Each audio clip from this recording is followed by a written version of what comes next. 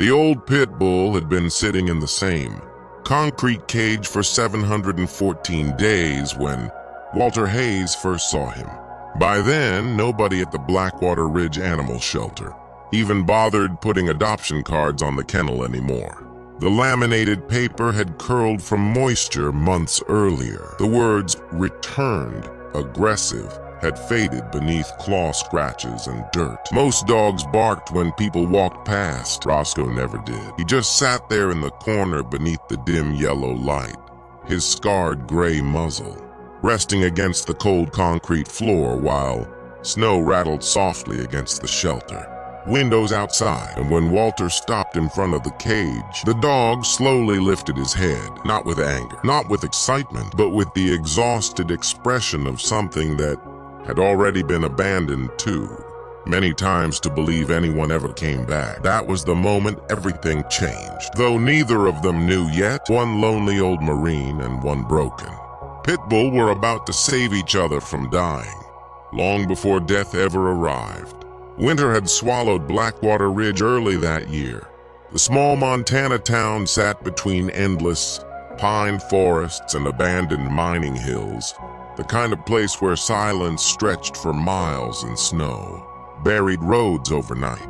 Most people passed through without remembering it existed. Walter Hayes preferred it that way. At 67 years old, the former Marine spent most mornings sitting alone beside the wood stove inside his old cabin near the edge of the forest. The cabin creaked constantly during winter, old wood shrinking beneath the cold while wind hissed through gaps in the walls. Some nights he left the television running just to hear another human voice.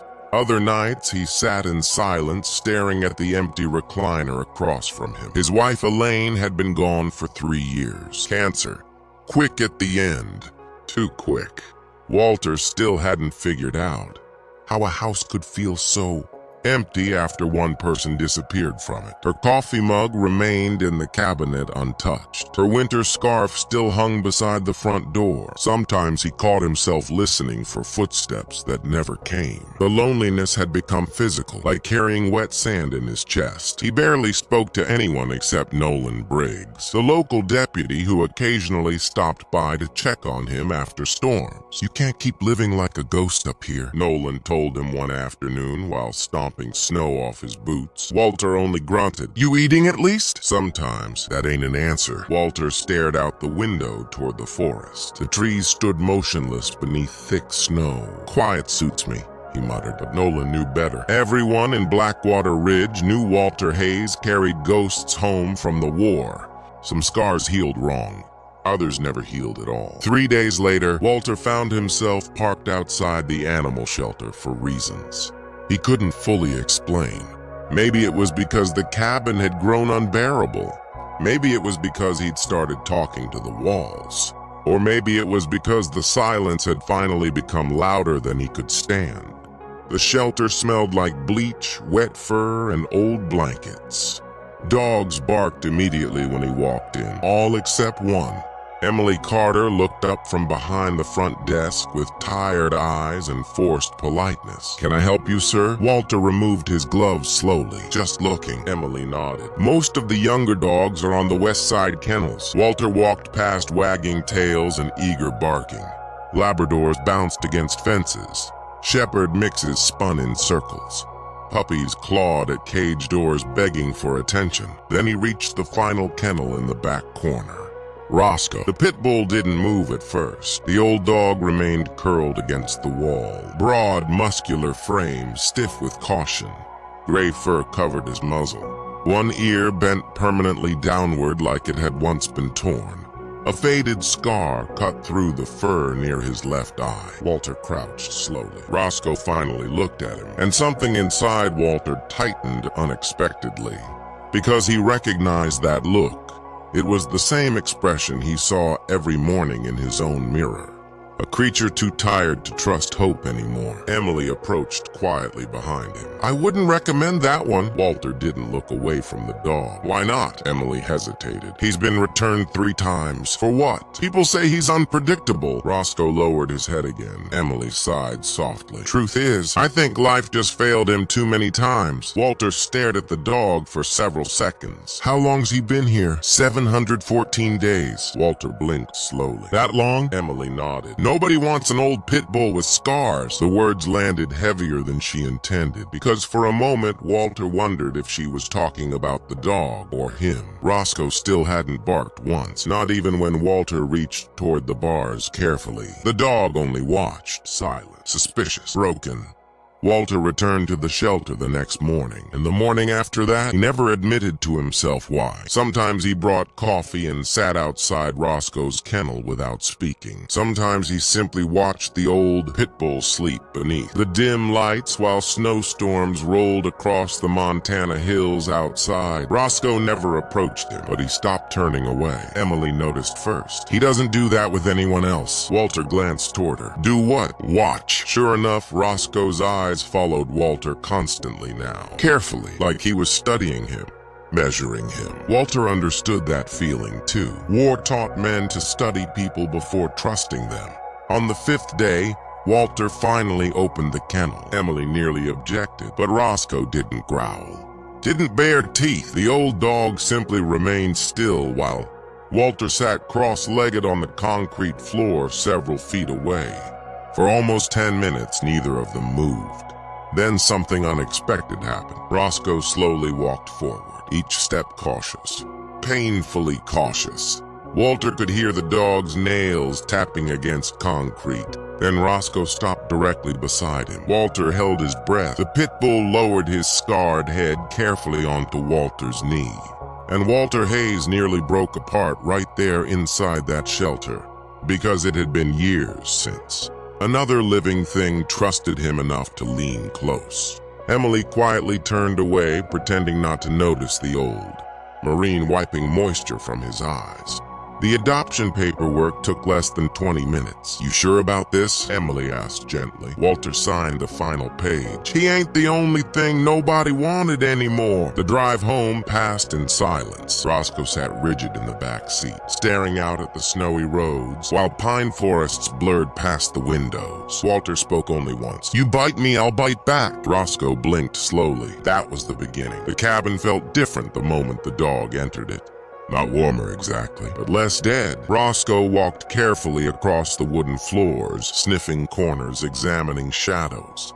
He paused longest beside Elaine's recliner before lying near the wood stove with a tired grunt. Walter watched him quietly. You hungry? Roscoe didn't react. Walter filled a bowl anyway. The pit bull waited nearly 20 minutes before eating. That first night, Walter woke around 2 in the morning to low growling. Roscoe stood rigid beside the front window, staring into the forest. The dog's entire body looked tense. Walter frowned. What is it? Roscoe didn't move. Outside, snow drifted softly beneath moonlight. Pine trees swayed gently in darkness. Nothing else. Eventually, the dog relaxed. But the next night it happened again, and the night after that, Roscoe kept watching the woods. Always around the same hour. Always with the same uneasy growl deep in his throat. Walter began noticing other strange things too. The dog avoided the basement door completely. Every time Walter approached it, Roscoe stiffened instantly. One evening, the pit bull even blocked Walter's path physically, planting himself between the old Marine and the basement stairs. Walter stared down at him. What's gotten into you? Roscoe growled softly, not threatening, warning. The basement beneath the cabin had once stored mining equipment. Decades earlier, before Walter bought the property with Elaine. Mostly junk remained down there now. Rusted tools, old boxes, broken furniture. Still, something about Roscoe's behavior unsettled him, especially because the dog never acted aggressively otherwise. In fact, little by little, Roscoe started changing. He began sleeping closer to Walter's chair, started following him outside while chopping wood. One morning, Walter slipped on ice near the porch steps. and Roscoe immediately pressed against him until he regained balance. That nearly undid him too. Nobody had looked after Walter Hayes in a very long time. Not since Elaine, and yet this scarred old Pitbull seemed determined to guard him, even while remaining haunted by something unseen beyond the trees. A week later, Walter discovered footprints behind the cabin. Human footprints. Fresh. Leading toward the forest. Walter crouched beside them uneasily. The prints stopped abruptly near the tree line, as if whoever made them had simply vanished into the woods. Roscoe stood beside him, growling low again. Walter's pulse quickened. Blackwater Ridge barely had crime.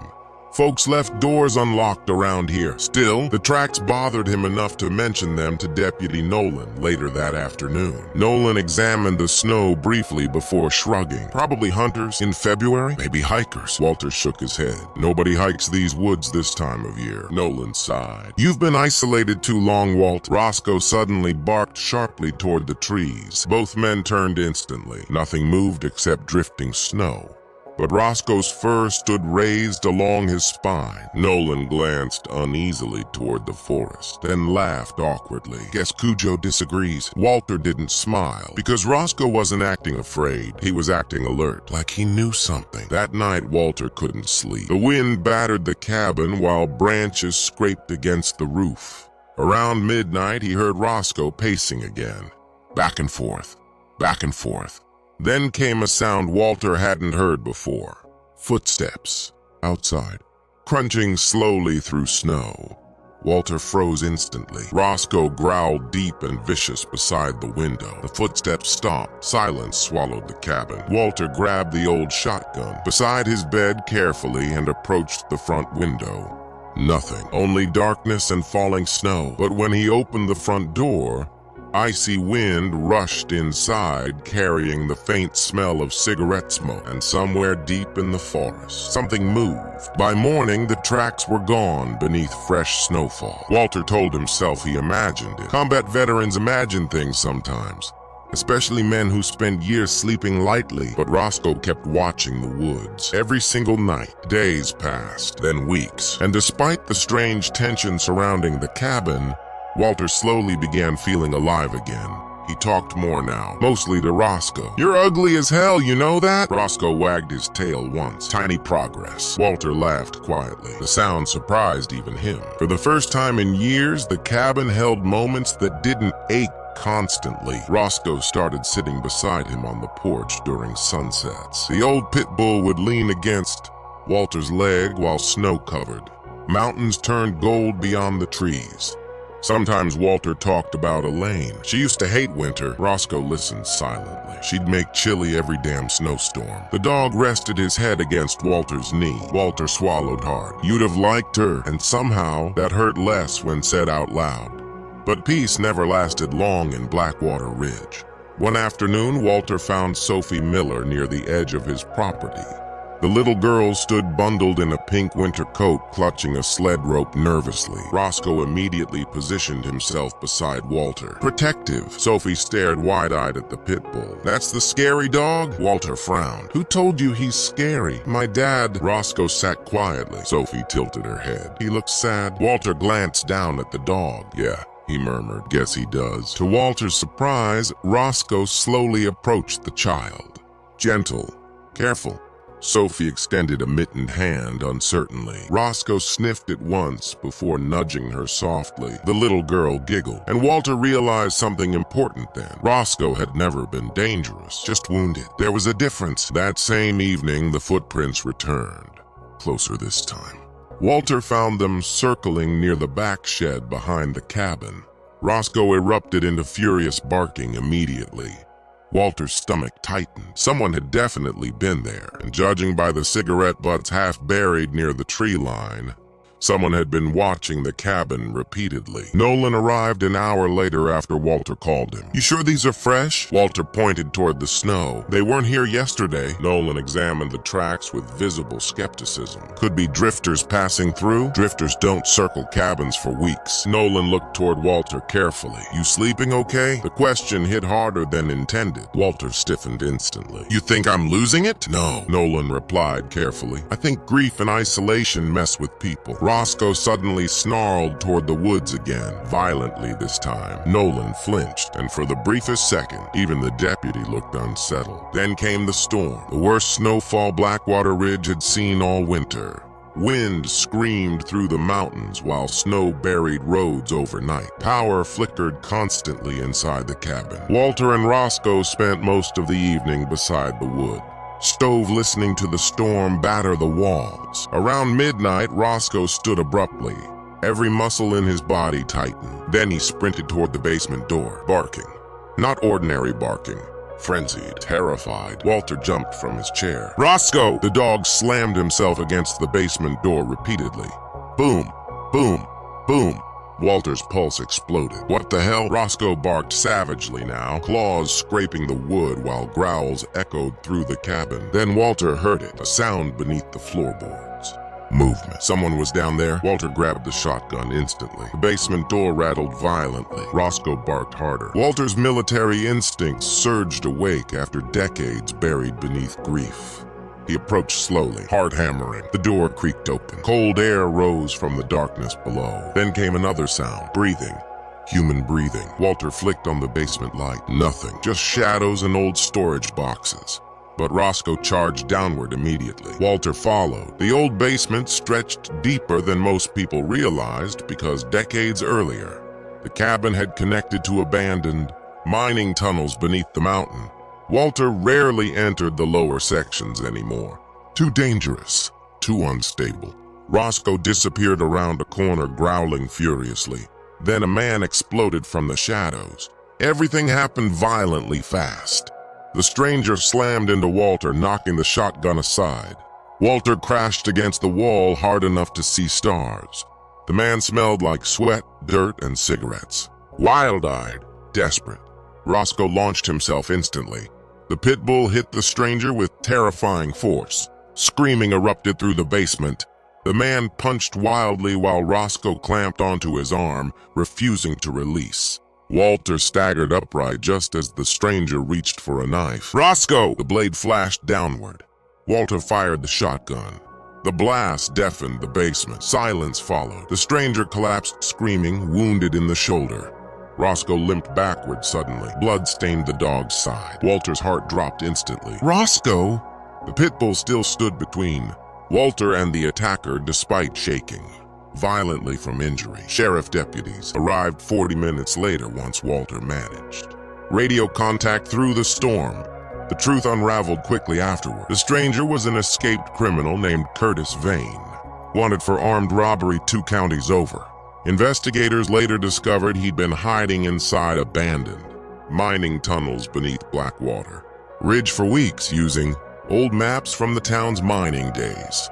Walter's isolated cabin had become the perfect place to steal food and supplies unnoticed. Roscoe had sensed him long before anyone else. Every growl, every sleepless night, every warning near the basement door.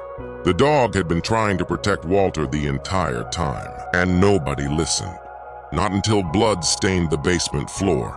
Walter rode beside Roscoe during the drive to the emergency veterinary clinic through blinding snowfall. The old Pitbull lay weakly across the truck seat, breathing hard. Walter kept one trembling hand against the dog's neck. "Stay with me." Roscoe blinked slowly. "You hear me?" Walter's voice cracked unexpectedly. The veterinarian removed the bullet fragment near dawn. "She's lucky," the woman said tiredly. "Couple inches over and he wouldn't have made it." Walter sat beside Roscoe for hours afterward, watching machines beep softly, watching the old Pitbull sleep beneath blankets. And somewhere around sunrise, Walter Hayes finally broke. Really broke. He leaned forward slowly until his forehead rested against Roscoe's bandaged side. "I couldn't save them," he whispered. The confession barely sounded human, raw. "Destroyed. I lost men overseas. Good men." Roscoe stirred faintly beneath his hand. Walter swallowed hard. "Then I lost Elaine too." His shoulders shook. "I got tired of caring because caring meant losing people." Tears rolled silently down the old Marine's face. "But you kept trying anyway, didn't you?" Roscoe opened his eyes weakly. Walter laughed through the tears. "You stubborn old bastard." For the first time in years, Walter allowed himself to grieve completely, not like a soldier, not like a Marine, like a man. And somehow that scarred old Pitbull stayed beside him through every second of it. News traveled fast through Blackwater Ridge, especially stories involving escaped criminals and heroic dogs. Within days, the entire town knew what Roscoe had done. The same people who once called him dangerous now stopped. Walter on the street asking about the old Pitbull's recovery. Sophie drew Roscoe pictures using crayons and taped them to Walter's mailbox. Even Nolan looked ashamed. "I should have listened to you," the deputy admitted quietly. Walter shrugged. "Dog knew before any of us." Roscoe returned home 2 weeks later, still limping slightly, still scarred, but alive. The moment he stepped back inside the cabin, he walked directly toward the wood stove and collapsed onto his old blanket with a tired grunt. Walter smiled. "Good to have you home." Roscoe's tail thumped once.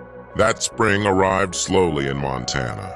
Snow melted across the mountains while pine forests thawed beneath pale sunlight. Water dripped steadily from cabin roofs. The world softened again, and little by little, so did Walter Hayes. He started attending town breakfasts occasionally, started speaking more, started sleeping through entire nights for the first time in years. Roscoe remained beside him through all of it. Always quiet, always watching, but no longer haunted. One afternoon, Sophie visited carrying a tennis ball nearly bigger than her gloves. "Can Roscoe play?" Walter chuckled. "He's old." Roscoe immediately stood up. Sophie laughed. The old Pitbull chased that tennis ball across the yard with clumsy determination while Walter watched from the porch. And for a brief moment, the grief inside him loosened. Because life had returned to the cabin again. Not the same life, never the same, but something real. Something worth staying alive for. Months later, Emily Carter visited unexpectedly. She stood smiling beside her truck while Roscoe trotted toward her carefully. "Well," she said softly. "Look at you." Roscoe leaned against her leg. Emily glanced toward Walter. "I almost gave up finding him a home." Walter scratched the dog's damaged ear gently. "Guess we both got lucky." Emily smiled. "No," she replied quietly. "I think you both just needed someone willing to stay." That night, Walter sat outside beneath the stars while Roscoe rested beside the porch steps. The forest swayed softly in warm wind now instead of snowstorms. For the first time in years, the silence didn't feel empty anymore. Walter looked down at the old Pitbull. "You know something?" Roscoe lifted his head. "I think Elaine sent you." The dog blinked slowly. Walter smiled to himself. Maybe grief never disappeared completely. Maybe some wounds always stayed tender beneath the surface. But healing could still happen quietly. Like snowfall melting in spring, like lonely men learning how to live again, like old unwanted pit bulls finally discovering what home felt like. Roscoe eventually became something unexpected in Blackwater Ridge. A legend. Kids asked to pet him downtown. Store owners kept treats behind counters for him.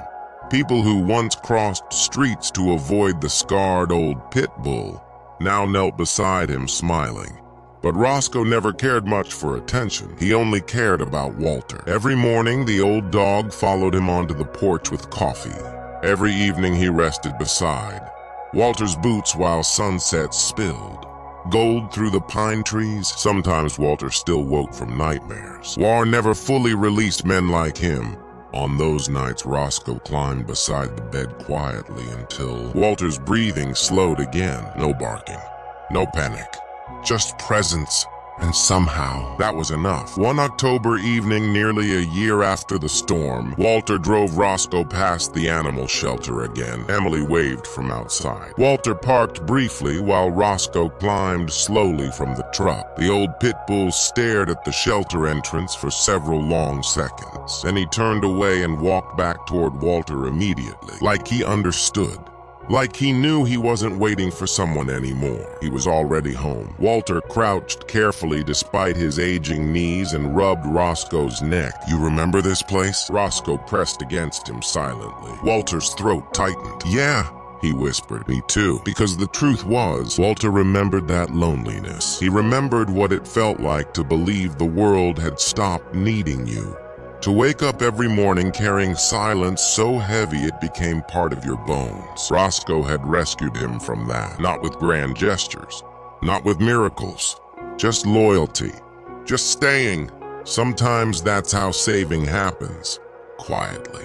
One life leaning against another until both decide not to give up. Years later, people in Blackwater Ridge still talked about the old Marine and the shelter Pitbull who saved each other.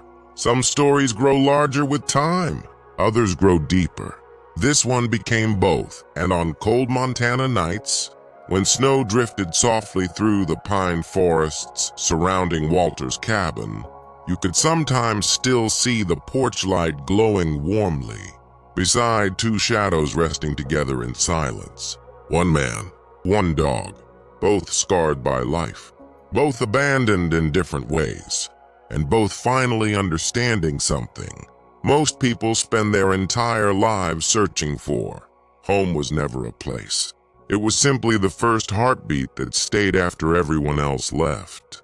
And for Walter Hayes, that heartbeat belonged to an old shelter pit bull nobody wanted.